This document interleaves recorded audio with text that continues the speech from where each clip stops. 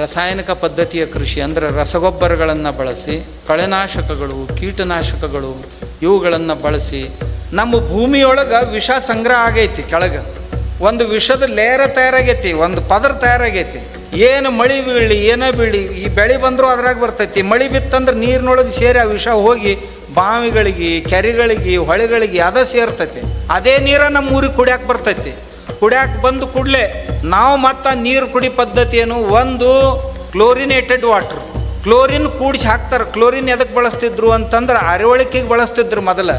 ಈಗ ಅದನ್ನು ನೀರು ಸ್ವಚ್ಛ ಮಾಡೋಕ್ಕೆ ಬಳಸ್ತಾರೆ. ಆ ಕ್ಲೋರಿನೇಟೆಡ್ ವಾಟ್ರ್ ಕುಡಿತೀವಿ ನಾವು. ಇರಲಿಲ್ಲ ಅಂದ್ರೆ ಆರೋ ವಾಟ್ರ್ ಕುಡಿತೀವಿ.